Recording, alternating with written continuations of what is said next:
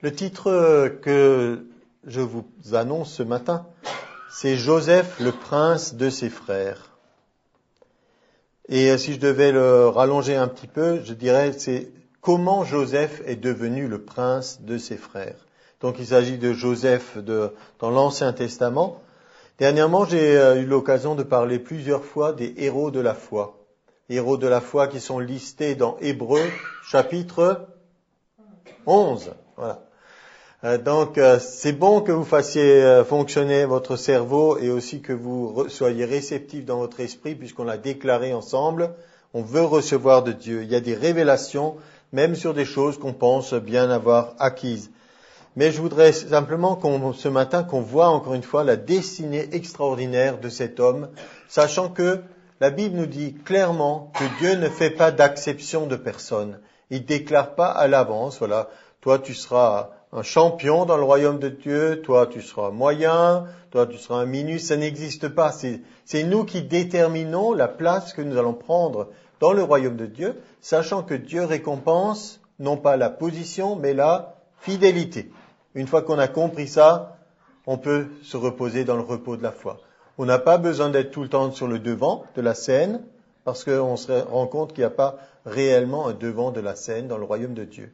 On est tous à notre place, là où Dieu voudrait qu'on soit. Alors, on va parler de Joseph, et en introduction, je voudrais dire que c'est un homme qui a reçu la vision de Dieu pour sa vie. Mais ce mot « recevoir » a un double sens. Reçu dans le sens que Dieu lui a montré une vision pour sa vie, ça c'est une chose, mais on peut après aussi avoir le sens de recevoir du côté du recevant. Il l'a accepté, parce que beaucoup de gens, ils ont des grandes idées sur ce qu'ils voudraient faire de Dieu. Dans le cadre du centre chrétien, de la formation biblique qu'on fait, de tous nos correspondants qu'on a dans une bonne partie du monde francophone, alors on a des fois des gens qui disent « Nous aimerions être partenaires avec vous ». En réalité, ce qu'ils veulent souvent nous dire, c'est que nous aimerions une assistance matérielle de votre part. Et ils nous décrivent leur vision. Nous voulons avoir un ministère mondial, on veut faire des grandes choses encore et encore. Mais ce qui est important, c'est de recevoir la vision de Dieu pour notre vie. Pas d'avoir des idées de grandeur. On appelle ça en français une expression, la folie des grandeurs. On veut être tellement grand qu'on en devient fou et au résultat, rien n'est accompli. Alors moi, je ne dis pas que je veux que vous rêviez petit, mais je préfère voir des petits accomplissements et des avancées au jour le jour, plutôt que des rêves de grandeur qui n'aboutissent à rien. Mais pour Joseph, c'est différent parce que ce n'est pas lui qui avait une idée, tiens, je serai quelqu'un plus tard. Il n'avait pas cette idée, c'est Dieu qui lui a révélé. Il a eu un songe et c'était pas une rêverie de sa part. C'est Dieu lui a révélé par un songe, voilà ce qui va se passer. Il y a quelque chose qui t'attend. Est-ce que cette chose allait s'accomplir automatiquement? Eh bien, nous voyons dans la Bible que, non, il faut toujours remplir un certain nombre de conditions. Mais, une fois qu'on a la faveur de Dieu, on va voir ce qui peut se passer.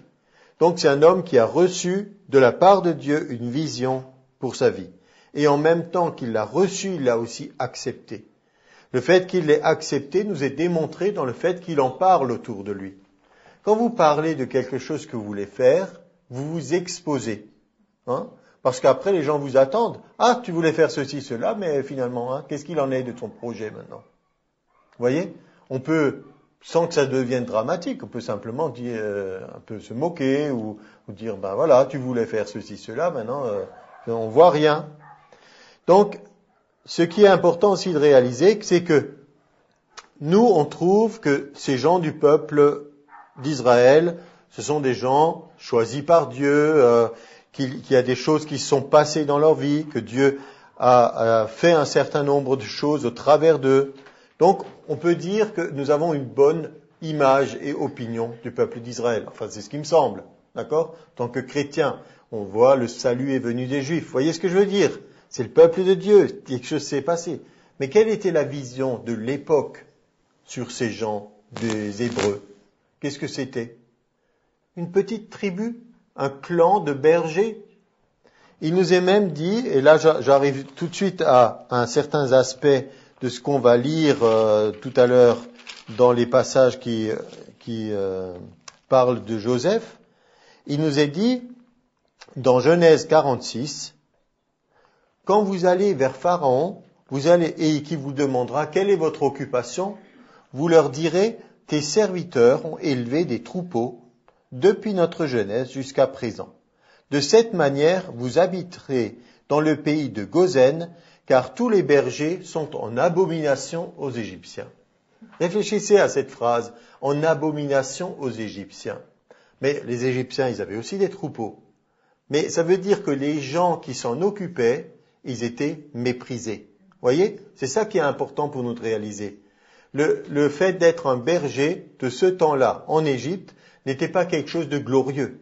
Ah, qu'est-ce que tu fais dans la vie? Moi, je suis berger. Waouh, super, t'es berger. Non, il disait, oui, bon, c'est juste bon à garder les troupeaux, c'est ceux dont on ne veut pas. Peut-être ça sent un peu l'étable ou des choses comme ça.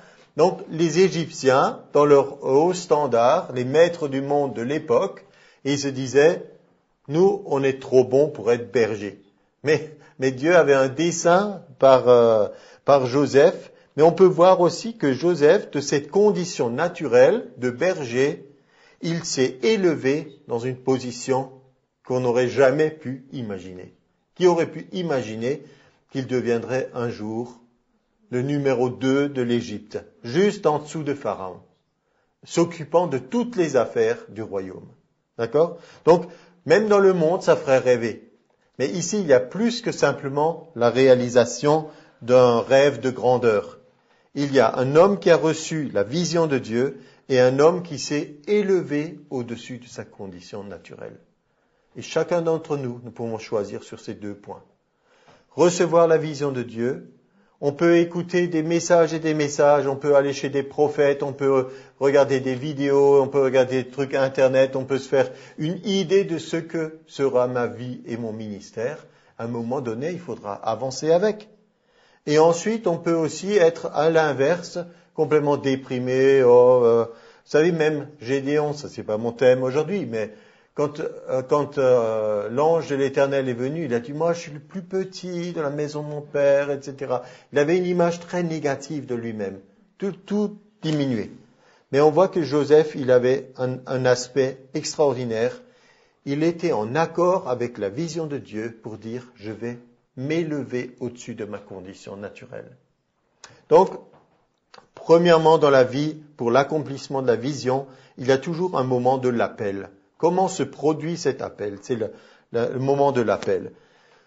Tout au long de notre vie chrétienne, vous devrez être très au clair sur ces trois choses. Il y a l'appel, la formation et l'envoi. Pour chaque mission de Dieu, c'est pas seulement je suis appelé petit.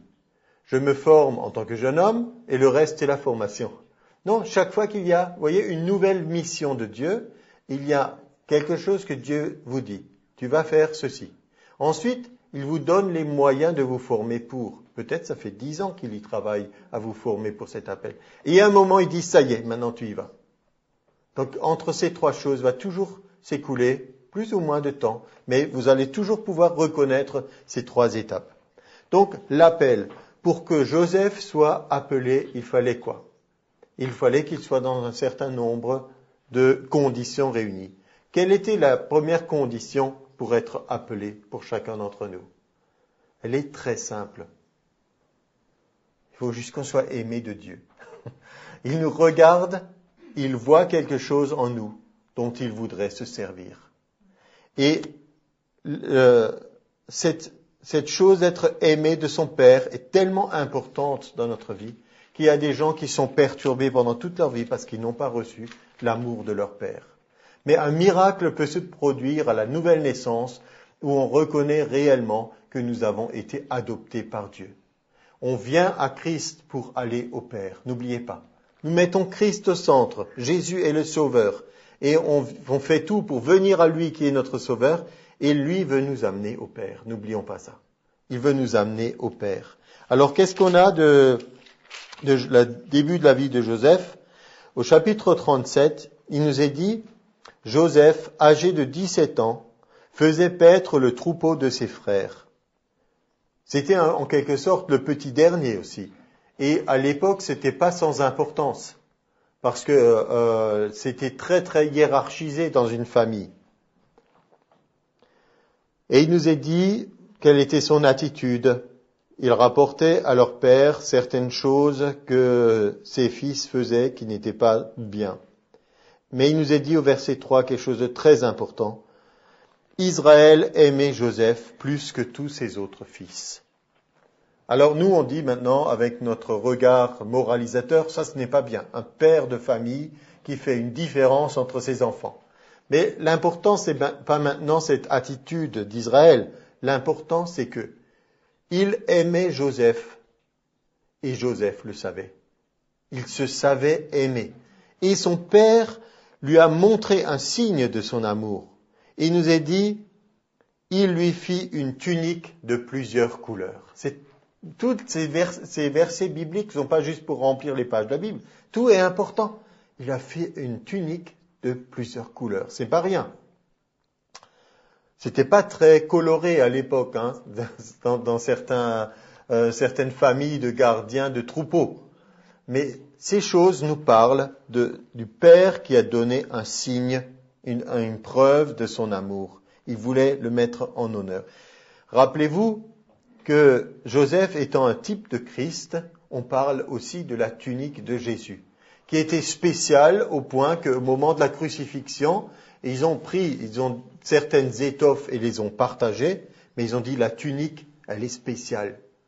Jetons le sort pour voir qui elle sera. Ce sont des choses que Dieu a mis dans sa parole pour nous parler. Donc il y a un appel spécifique, il y a l'amour de son Père, et donc ces choses étant en place, il reçoit les rêves de Dieu, les visions de Dieu, et il a cette simplicité de les dire, il les raconte. Il ne fait pas des calculs. Ça montre quelque chose au niveau de son esprit, qu'il y a une simplicité dans l'état de son cœur. Il dit simplement les choses comme elles sont. Et nous, dans nos relations humaines, nous sommes devenus très très compliqués. Parce qu'on se dit, il me dit ça, mais par derrière, il a certainement une arrière-pensée. Et si je dis ceci, alors il va peut-être croire cela. Et ça te fait des enchaînements extraordinairement compliqués où tout le monde est très très sensible, hypersensible. Et Joseph nous montre là qu'il y avait une candeur, une simplicité. Il vivait une relation simple, s'occupait des troupeaux, savait que son père l'aimait, il avait une marque de l'affection de son père, il reçoit un rêve de Dieu, il le raconte. Il n'y avait pas de politique, il n'y avait pas de calcul. Et en même temps, il y avait peut-être de l'enthousiasme. Des fois, on dit, il ne faut pas trop d'enthousiasme. Je ne sais pas si on peut avoir trop d'enthousiasme, puisque l'enthousiasme, ça veut dire être en Dieu. Donc, mais il y avait l'enthousiasme de dire, waouh, quelque chose d'extraordinaire m'est arrivé. J'ai eu un songe de Dieu et Dieu va faire quelque chose dans ma vie au point que il va m'élever au-dessus de mes frères. Et le deuxième, qui était encore plus choquant, c'était non seulement ses frères, mais aussi ses parents vont se prosterner devant lui. Alors là, ça semblait vraiment choquant, blasphématoire, etc., ne respectant rien du tout des traditions de l'époque, hein, parce que la notion paternelle, patriarche, tout ça, on n'y touchait pas. C'était sacré. Mais il était de cette simplicité qui fait que c'était un homme selon le cœur de Dieu dont il pouvait faire quelque chose. Et vous savez que c'est difficile. Si on reçoit l'appel, beaucoup veulent y aller tout de suite. On ne va pas maintenant s'égarer dans les choses d'autres personnages bibliques, mais juste pour citer Moïse, il a cru qu'en tant qu'ayant été élevé dans la cour de Pharaon, il était fortement équipé pour aller libérer le peuple. Et Dieu lui a fait passer par un autre chemin pour qu'il comprenne que ce n'est pas de cette façon que Dieu agit. Donc de la même façon, il y a toujours dans notre vie un dépouillement, un moment où on perd nos moyens naturels. Parce que Dieu dit ce n'est ni par puissance ni par force. Dieu ne va pas faire de vous son instrument parce que vous êtes fort, beau, intelligent, diplômé, riche ou je ne sais quoi. En tout cas, Pour Joseph, c'était radical.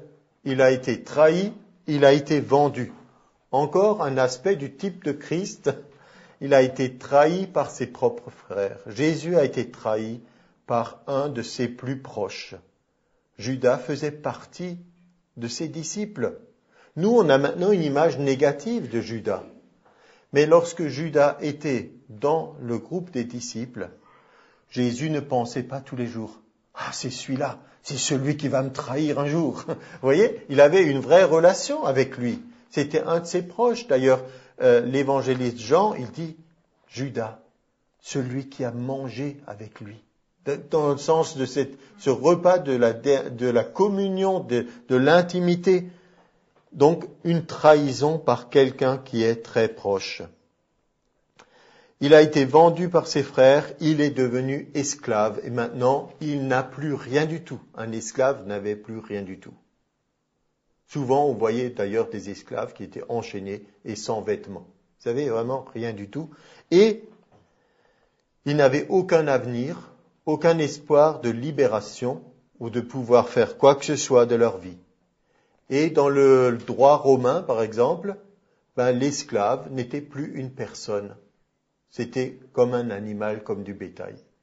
On parle dans le droit de sujet de droit ou d'objet de droit. Là, c'était devenu un objet de droit qui a perduré pendant des siècles. On pensait même dans l'Europe soi-disant chrétienne du Moyen-Âge, il y avait des serfs qui étaient considérés comme des objets et pas des personnes dont on pouvait faire ce qu'on voulait. Mais Dieu a toujours été contre l'esclavage et il est au contraire celui qui nous montre qu'il est venu pour libérer. Donc, Joseph était dans cette parfaite position maintenant de dénuement, ne dépendant plus que de Dieu seul. Et maintenant, on voit tout ce côté de la formation. Tout ce qui a été semé en lui dans ses premières années de bonheur, on peut dire, auprès de son père, jusqu'à l'âge de 17 ans, est maintenant éprouvé. Parce qu'il y a un temps pour écouter des choses bibliques, des messages, et lire, et écouter encore, et regarder. À un moment vient la mise en pratique. Et là, on voit ce qui est en vous. Comme un de mes amis a dit un jour, c'est quand vous prenez une éponge et que vous appuyez, il en sort ce qui était dedans. Pour vous aussi, quand vous avez un moment de pression dans votre vie, on voit ce qui est en vous. Si dans les moments de pression, vous réagissez comme tout le monde, alors ça veut dire que vous n'avez pas cette force de Dieu qui est en vous. Or, vous, quand je vous parle, j'espère que vous l'avez. Vous avez Dieu en vous. Nous ne sommes pas non plus perturbés psychologiquement au point de désirer la souffrance, le malheur ou des choses difficiles dans notre vie. Joseph n'a pas désiré cette façon pour devenir ce qu'il est devenu par la suite.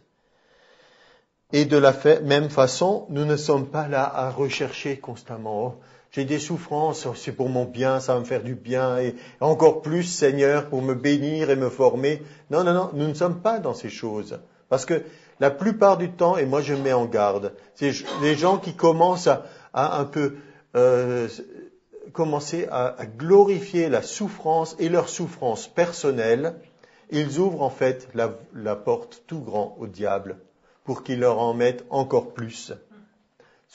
Si nous sommes obligés, pour obéir à Dieu, de passer par une souffrance, nous ne la recherchons pas, nous ne la désirons pas plus que Jésus ne se réjouissait d'aller à la croix. Et il a même lutté, il nous est dit, dans l'agonie, il a prié jusqu'à ce que des grumeaux de sang sortent de son front, tellement il a lutté pour éviter ce moment. Mais c'était impossible. Gloire à Dieu, c'était impossible pour nous. Pour nous sauver, il a fait cela. J'ai même entendu à la radio une chronique médicale où il parlait de ce temps de Jésus. Et il disait, oui, c'est possible que sous l'effet d'un grand stress, il y ait de la transpiration qui soit mélangée à des gouttes de sang. Et donc, ils analysaient l'agonie de Jésus à notre radio nationale, dans une chronique médicale, pour prouver la Bible. Alléluia. Mais il n'a pas cherché ça, pas plus que Joseph n'a aimé ce passage. Mais ce qui est important, c'est de réaliser que, alors qu'il n'avait plus rien du tout, Dieu était avec lui. Des fois on dit avec légèreté comme ça, oh, nous avons tout pleinement en Jésus-Christ. Et on déclare ça, et tant que tout va bien, on dit on a tout pleinement en Jésus-Christ. Et quand ça va pas, tout à coup, on a l'impression qu'il n'y a plus rien. Non, nous avons toujours tout pleinement en lui. Et Joseph l'a réellement expérimenté. Donc il a été vendu, mais même dans cette chose difficile, on ne dit pas qu'il était dans une prison dorée, mais malgré tout, Dieu a conduit les choses de façon à ce qu'il soit vendu à un officier de Pharaon, un chef des gardes. Et donc, malgré cette adversité, Dieu était avec lui. Et c'est dans Genèse 39, il nous est dit au verset 2, « L'Éternel fut avec lui, et quelqu'un d'autre encore, on pourrait dire, est allé avec lui, la prospérité l'accompagnait. » La prospérité l'a accompagné. C'est quoi ça, la prospérité? Elle se définit comment? C'était pas une caravane de chameaux avec de l'or qui le suivait. La prospérité l'accompagnait, ça veut dire qu'il y avait quelque chose en lui, de la bénédiction de Dieu qui l'accompagnait. L'a accompagné dans l'esclavage, mais immédiatement, dans l'adversité, ça s'est manifesté. La grâce de Dieu s'est manifestée. Au verset 4, Joseph trouva grâce aux yeux de son maître. La grâce de Dieu. Il y a des années de ça, j'avais découpé un petit papier que j'avais trouvé sur un bulletin chrétien et il était dit 1 minute de sa faveur vaut mieux que 10 ans de notre labeur. Je trouvais que ça rimait bien, mais c'est surtout pour focaliser la grâce de Dieu. Ne la méprisons pas. La faveur de Dieu peut changer complètement notre vie. Déjà, elle nous change en nous sauvant. Alors, il a trouvé grâce aux yeux de son maître. Verset 5, « L'Éternel bénit la maison de l'Égyptien à cause de Joseph, et la bénédiction de l'Éternel fut sur tout ce qui lui appartenait. » Tout ce qui lui appartenait. Vous êtes, et on le dit souvent, nous voulons être, nous sommes une source de bénédiction. Là où nous allons, les choses se transforment. Nous sommes une influence positive pour ceux qui sont autour de nous. Dieu était avec lui et après vous savez qu'il y a eu de nouveau une épreuve. Dans la formation que nous avons, il y a certaines choses où ça avance bien, on se dit alléluia, ça marche, des victoires, et puis des fois, ah mais qu'est-ce qui se passe? Pourtant j'ai obéi à Dieu et maintenant une chose désagréable arrive ou quelque chose qui semble vouloir se mettre en travers. C'est simplement parce que puisque nous avons réussi le premier test, on passe à une étape plus élevée. Et donc, il y a de nouveau un test. C'est comme si vous prenez maintenant un cursus scolaire. On pourrait dire, si on a notre certificat à l'époque qu'on avait de fin d'études primaires, on pourrait dire, c'est super, j'ai mon examen, je m'arrête là. On dit, mais non, on veut aller plus loin. Donc, on fait d'études plus loin. Ensuite, encore plus, on peut avoir le brevet, puis le bac ou d'autres choses. Et ça, on le comprend facilement dans le naturel. Donc là, il y a, premièrement, ça ne fait pas plaisir à tout le monde que vous prospériez. Il faut quand même voir que il y a de l'opposition. Et deuxièmement, au travers de cette opposition, vous êtes de nouveau testé peut-être dans une des choses qui vous est propre. Là, en l'occurrence, comme Dieu avait de grands projets pour vous, vous savez qu'il faut toujours subir le test de la fidélité. Celui qui est fidèle dans les petites choses le sera aussi dans les grandes. Si vous voulez devenir prince d'Égypte, alors il faut aussi montrer de la fidélité dans un certain nombre de choses. Et donc, cette chose en particulier, c'était la seule chose, entre guillemets, c'était une femme, en l'occurrence la femme de Potiphar, c'était, il nous est dit, parce que c'est lui qui l'a dit comme ça, il parle à la femme de Potiphar et Joseph dit, « Il n'y a pas plus grand que moi dans cette maison, et mon maître ne m'a rien interdit, excepté toi, parce que tu es sa femme. Comment ferais-je un aussi grand mal et pécherais-je contre Dieu ?» Donc il a cette notion, pas seulement je fais quelque chose dans le naturel ou quelque chose qui déplaît à Potiphar, mais il a toujours, je vis sous le regard de Dieu. Et pensez aussi que C'était le test que n'ont pas réussi nos ancêtres Adam et Ève, parce qu'ils avaient tous les arbres du jardin sauf un, et c'est celui qu'ils voulaient. En général, c'est comme ça dans la vie des hommes, dans le naturel. On peut avoir plein de choses, et puis il y a une chose qu'on n'a pas, et on pense qu'on ne peut plus vivre si on n'a pas cette unique chose.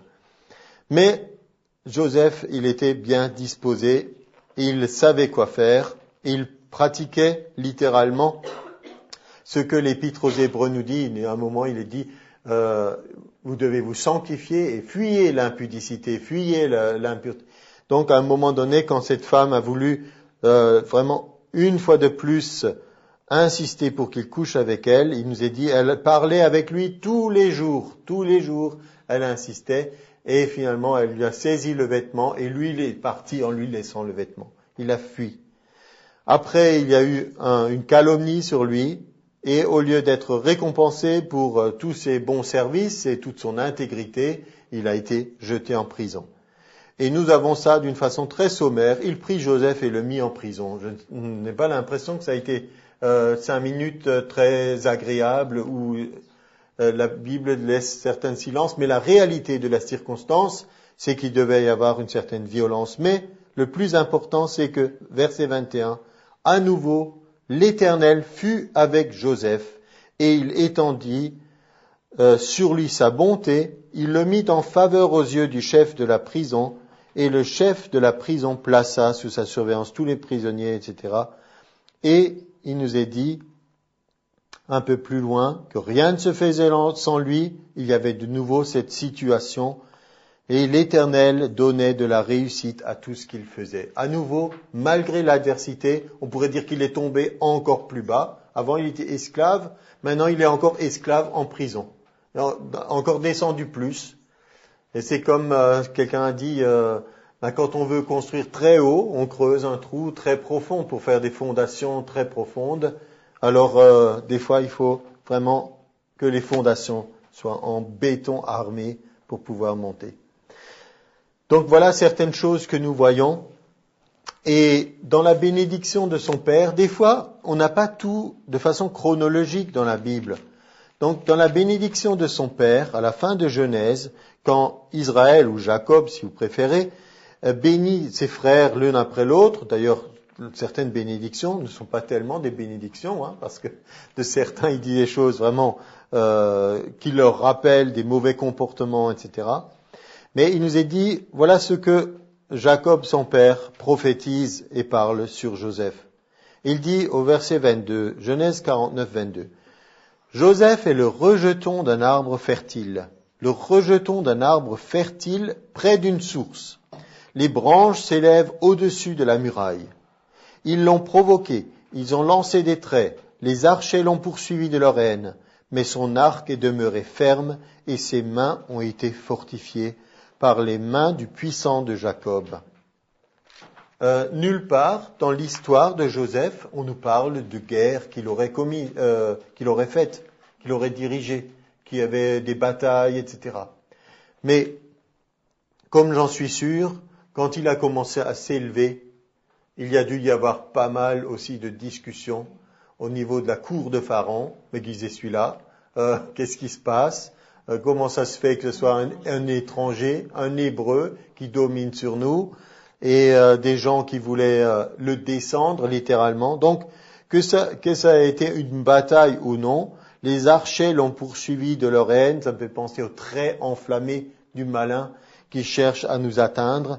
Il nous est dit, mais ses mains ont été fortifiées par les mains du puissant de Jacob.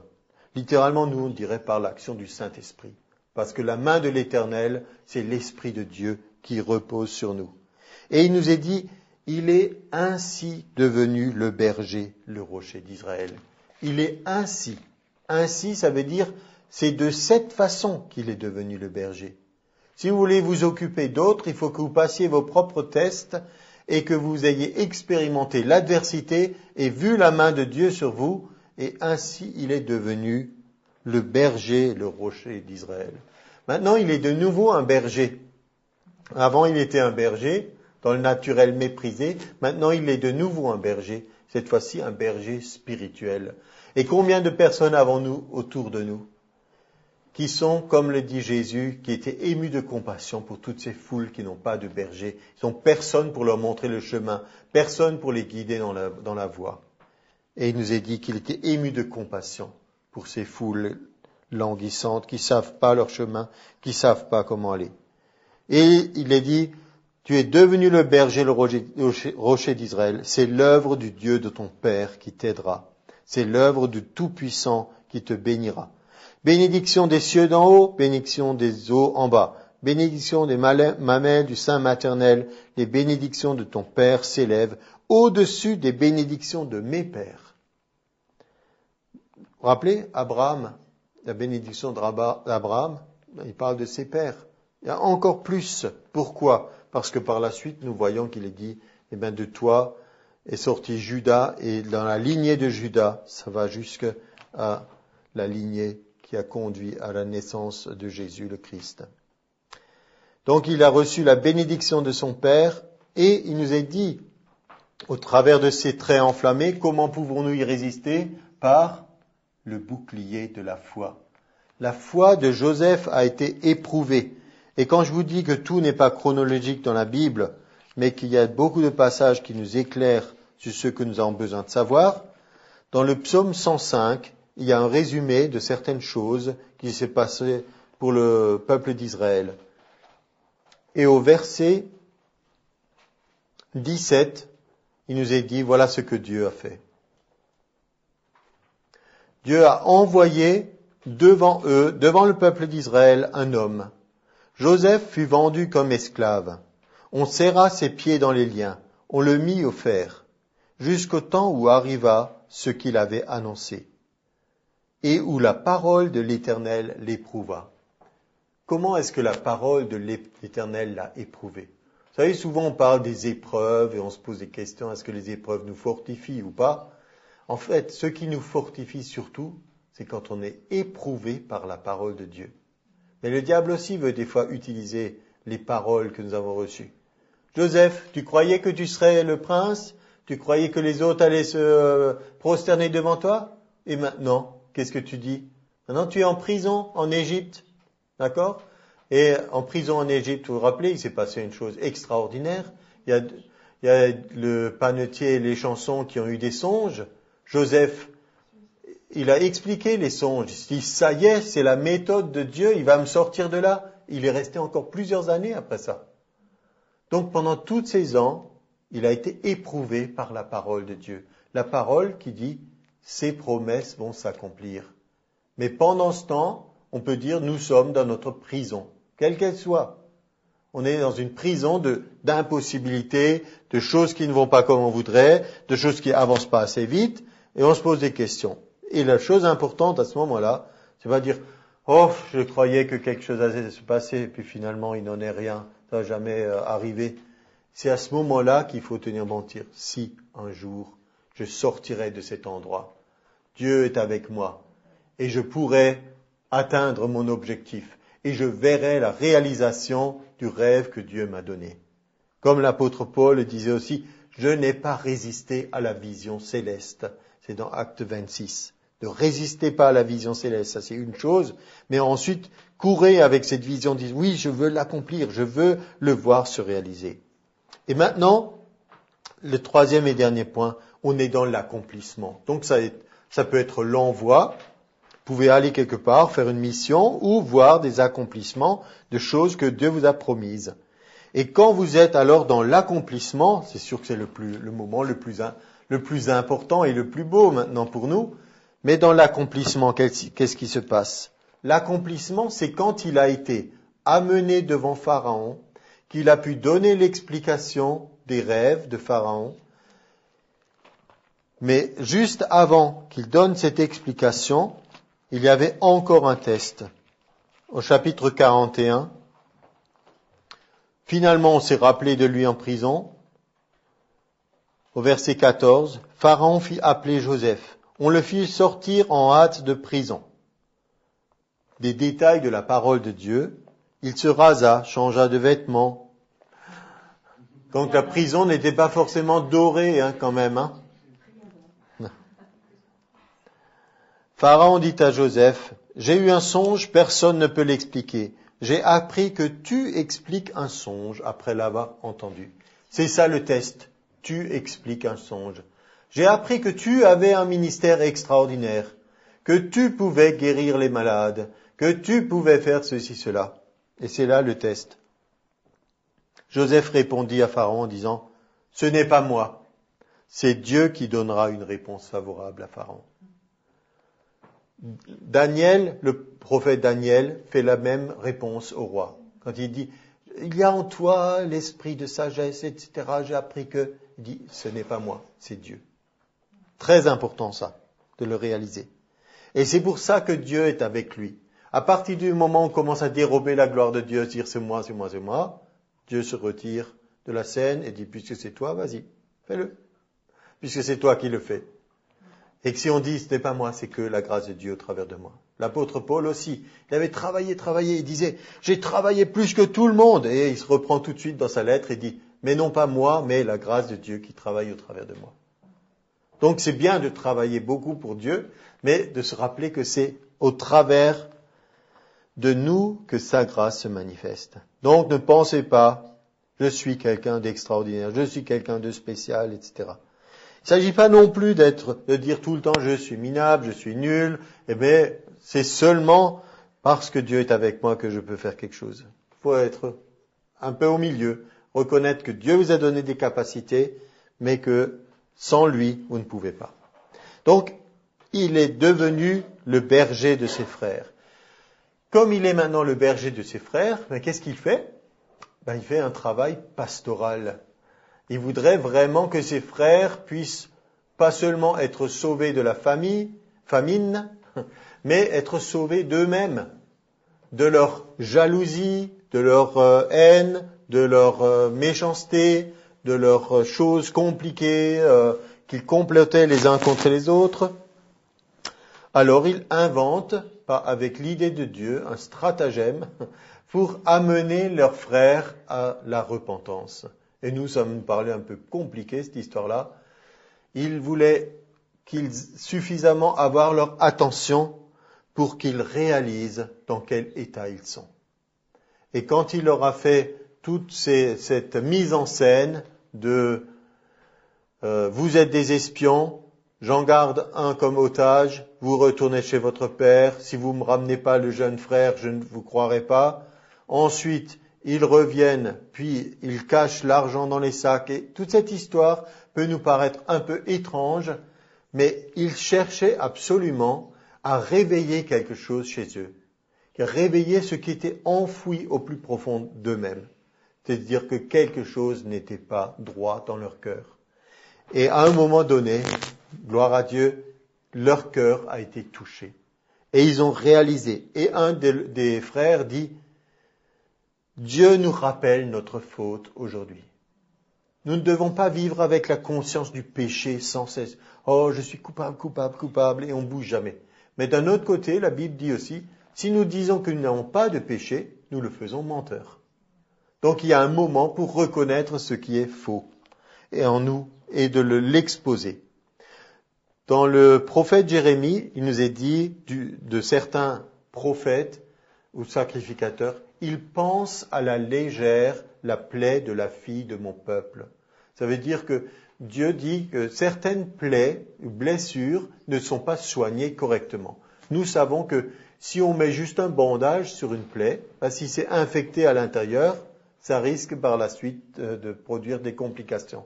Donc il faut s'assurer que ça soit bien pensé, nettoyé, désinfecté, alors on sait que la guérison, elle sera possible. Et donc là aussi, si Joseph avait tout de suite couru, ah mes frères, vous êtes là, c'est merveilleux, on est enfin réunis nouveau en famille, et rien ne se serait produit. Ils auraient continué leur vie avec ce poids d'une chose non résolue. Mais à un moment donné, leur cœur a été touché, et ils se sont rappelés. Et l'un, l'autre, ils se parlaient, et ils ne savaient pas que Joseph les comprenait parce qu'il leur parlait en égyptien et avec un traducteur, mais lui, il entendait tout ce qu'il disait. Et l'un disait à l'autre, je te l'avais dit, on n'aurait pas dû le vendre, etc. Il nous suppliait de ne pas le faire, et on se rappelle de Donc, quelque chose s'est produit. Quelque chose s'est produit et il a pu faire cette chose de devenir le berger de ses frères. Et lui qui était le petit dernier, à un moment donné. Bon, après, il y a eu Benjamin encore, mais par rapport à la plupart de ses frères, il était le petit dernier. À un moment, quand leur père est mort, il leur parle comme ayant pris cette place du père. Il dit, je vais prendre soin de vous. N'ayez pas peur. C'est lui qui les console et qui les rassure.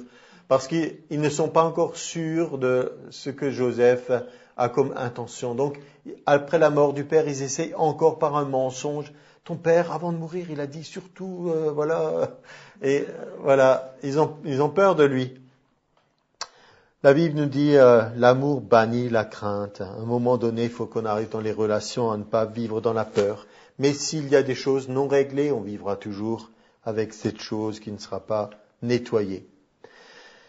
Et ensuite, le dernier point que je voulais souligner dans le ministère de Joseph, c'est qu'à un moment donné, Dieu l'a conduit donc à être le protecteur de l'Égypte tout entière, de sauver toutes ces personnes qui étaient menacées par la famine. Mais en fait, c'est lui qui a mis en place en Égypte un système qui a fait que tout le pays appartenait à Pharaon. Vous vous rappelez de ça? D'abord, avec l'argent, ils ont acheté la nourriture. Ensuite, quand ils avaient plus d'argent, ils ont vendu tous leurs troupeaux à Pharaon contre de la nourriture. Ensuite, quand ils n'avaient plus de nourriture, ni de troupeaux, ni d'argent, ils sont venus en disant, on donne les terres et on se vend nous-mêmes. Et donc, finalement, tout a été transféré sous l'autorité de Pharaon.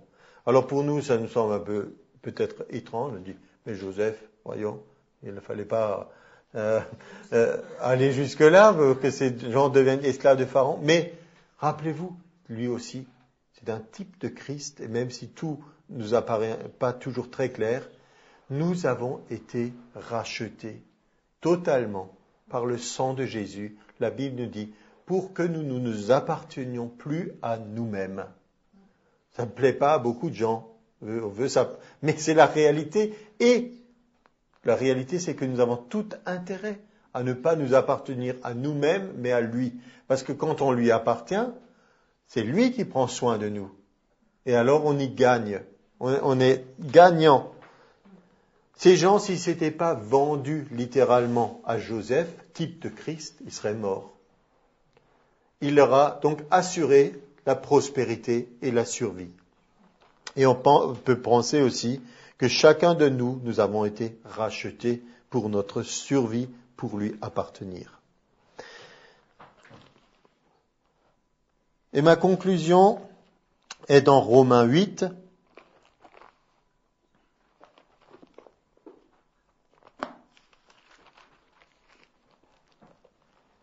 Parce que là, on va voir dans un instant aussi cette conclusion qui était la même que celle que Joseph a eue sur toute sa vie et son histoire.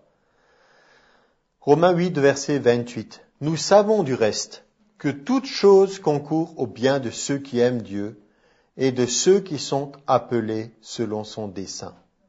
Car ceux qu'il a connus d'avance, il les a aussi prédestinés à être semblables à l'image de son Fils. Semblable à l'image de son Fils. Vous vous rappelez, j'ai dit que Joseph était un type de Christ, je l'ai dit plusieurs fois. Et donc, ce Joseph, il avait cette pensée sur sa vie. Ceux qui aiment Dieu et ceux qui sont appelés selon son dessein. C'est les deux choses vont ensemble. D'accord? Jean 14, 21 nous dit, si quelqu'un garde mes commandements, c'est celui qui m'aime. Celui qui aime Dieu, il va suivre Dieu, il va vouloir le suivre. Alors seulement des choses vont concourir à son bien. Parce que des fois, les gens veulent le dire automatiquement. Toute chose concourt, peu importe ce qui m'arrive, c'est pour mon bien, c'est pour mon bien. Non, ce n'est pas comme ça qu'il faut le voir.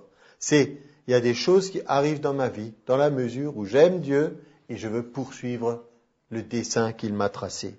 C'est comme ça que Joseph voyait aussi. Il n'a pas dit, c'est formidable que je sois esclave, que je sois en prison, que j'ai été maltraité, etc. Non, mais il a fait une conclusion de sa vie où il dit à ses frères,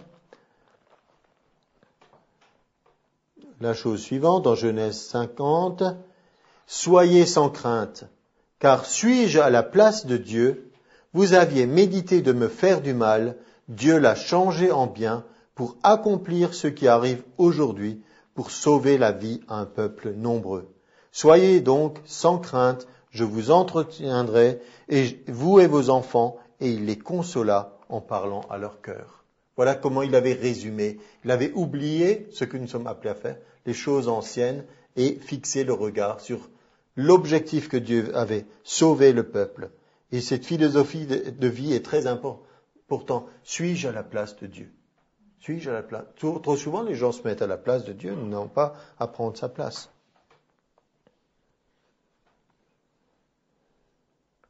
Donc pour nous aussi, une pensée finale, c'est beaucoup de choses peuvent se passer. Des choses, des fois, on n'aurait pas eu envie de traverser certaines choses, mais l'important pour nous maintenant, c'est de voir l'accomplissement, le dessein de Dieu. Il y a des bonnes choses à attendre.